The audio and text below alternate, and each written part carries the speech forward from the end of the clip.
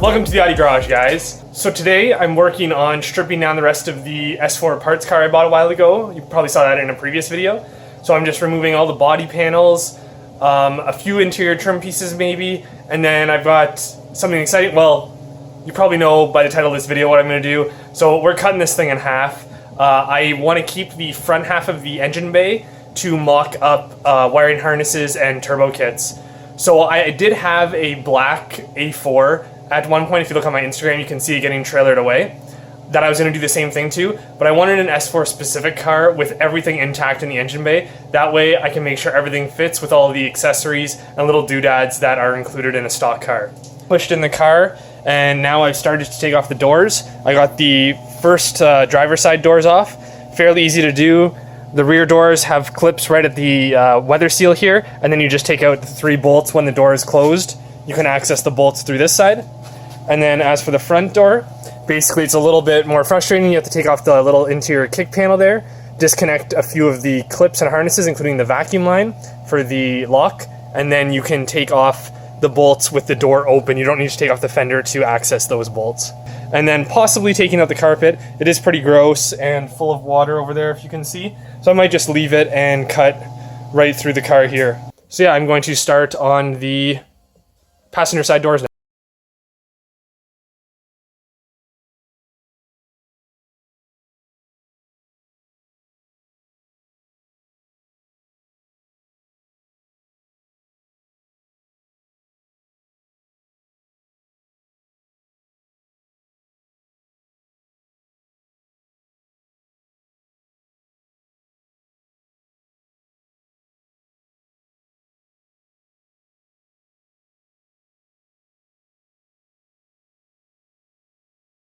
Now everything came out pretty decent. I don't have patience for trim, so some of that just got snapped. I pulled out some pigtails for the fuel pump, which is good for modifying it for a relay harness. Also the heated seat pigtails. Now I'm going to open up the fuel basket, and there might be a upgraded pump in there. I'm not sure, so I'm gonna open it up and see if I can figure that out before spending a lot of time doing that. And then it's time to crawl into the car and take off that panel to open up the trunk and get the trunk off and the central locking pump out. So as you can see, I got the trunk open. Basically, there's those felt-tipped screws all along the trunk, and then there's 2 behind the triangle, which I almost dropped on my head, and then there's 2 in a little handle back here. You can pull out the whole piece, and then right here, you can just hit that and it'll unlock the trunk if it's frozen. And the reason I did all of that was 1, to take off the trunk, and then 2, right there is where the central convenience pump vacuum thingy is. So that's pulled off now, and it was working well. This is a common item to break, so that'll be sold already. So yeah, I'm gonna take off taillights for sure too. Taillights, bumper, and trunk, I think. I have the center console and trim piece out. Those were in good condition, especially the little armrest. I've sliced the carpet out, and as you can see, we got a little bit of a pond going on in there. So that's going to be kind of crappy when I cut it and it spills all over the floor. And then basically what I'm going to do is take the Sawzall and cut kind of all along there, and then take it here and slice through the windshield wrecker style and take the front end of the car off. I also did take out the fuel pump, which might be under there somewhere. It's a stock one. I took it out anyways. It's good to have spares, and I don't think I have any spare stock ones. So I am back at it today. I got the door sills off. I'm going to move to the trunk now to get the bumper off. So there's 2 larger bolts at the back here, and that's like the bumper support bars that go through, and then there's clips on the front edges of the bumper, like on the rear bumper, like on the front bumper. But I have to get off some of the Torx screws holding the fender liner trim piece in there. So fast forward in time a bit, I have the rear subframe out of the car. I disconnected the drive shaft so I can better manhandle this to get it out for now. As you can see, the previous shop did an awesome job at installing suspension on the car and leaving a totally blown out rear strut mount, I would have definitely advised the customer to change that. That's much farther gone than should be acceptable. This one obviously has some rust too, so those will be garbage. I'll hang on to the struts, probably the rear brakes, and maybe the diff, but I have, I think, 2 of these already, so it's pretty useless. Now I will concentrate on getting off the front spindle and control arm assemblies. So I've removed all of the front suspension.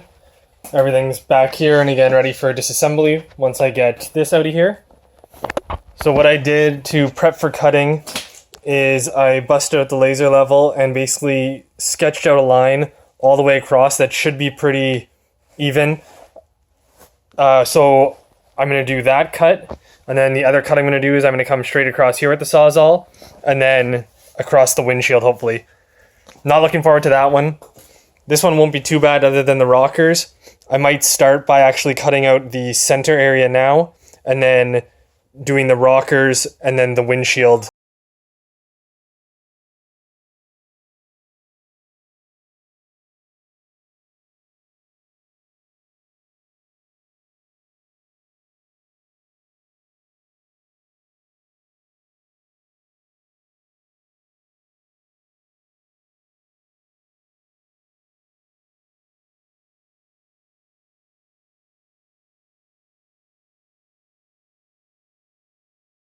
So yesterday I finished up cutting the middle of the floor pan, and then I got pulled away to do some other stuff, and then I had to go pick up some longer Sawzall blades because I didn't have anything long enough to get through the entire rocker.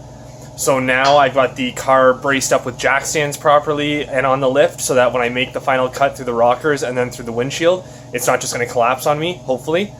So I'm going to set up the camera to record these final cuts because at least if anything bad or funny happens, it'll be recorded and you guys can check it out.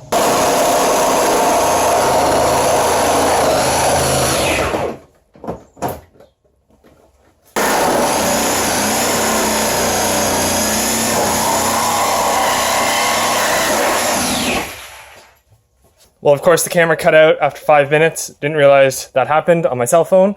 But I have, as you can see, the car is split at the bottom, and I haggardly cut through the windshield with the Sawzall. I'll have to clean up all the glass here, which I'm not too happy about, and then eventually I will try to fully remove the windshield so there's no sharp edges when I'm working around this. But now I need to get the rear of the car up on dollies. The front should stay supported on the jack stands and start being able to move this out for the flatbed to come pick it up. Moved out of the garage now, and as you can see, this is just up on 4 jack stands. So what I'm going to be doing is taking these casters, they're swivel casters, full pneumatic so they can run on rough ground a lot easier. And I think they're rated for about 300 pounds each, so that might be just enough to hold up this whole front clip along with an engine and shell of a transmission.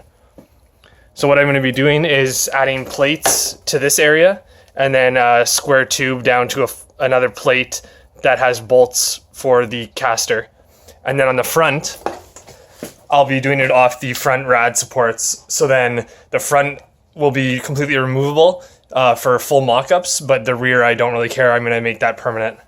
So I picked up some steel yesterday, some 1/8" plates for the car side of stuff.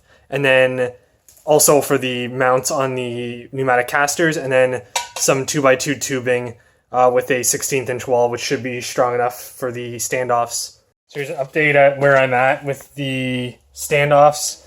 I hacked out the plates to go on the rocker. I decided against zeroing out on that door jamb. It seemed kind of off. That's not a square corner. So I just went off the rocker. It's close enough. I've kind of given up trying to make it perfect.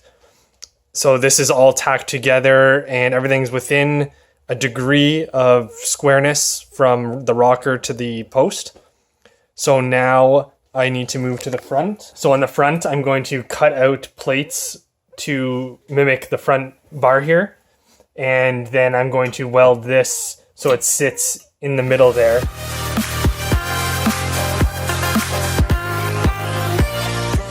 I have now finished welding all of the legs except for one. Just managed to run out of welding wire. As you can see, it's held on by 3 bolts, which should be more than sturdy enough. and I'll get obviously the wheels bolted onto this once I get the nuts. But I'm gonna go get some wire, some nuts, and I have to pick up a few parts for some other jobs.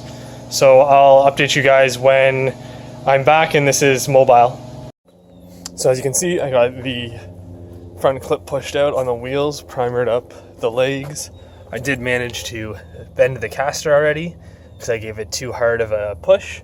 So I think they're all kind of tweaked, which is unfortunate, but I'll get that fixed up. But yeah, so now it's mobile and ready to get some builds done. Like I said before, I'll be able to mock up the turbo kits and wiring harnesses, so if you guys are interested in any of that, make sure to give me a shout via email or any of the social media pages. We're going to end off this video. I know it was a little bit long, but I just wanted to see how you guys would like that. Let me know what you think in the comments. If you want more detail, more time lapses, give me an idea of what you guys would like to watch. And yeah, make sure to check out the links in the description for our website, our Instagram, our Facebook, and I also added a Patreon link if you're interested in supporting the videos. Until the next one, see you guys soon.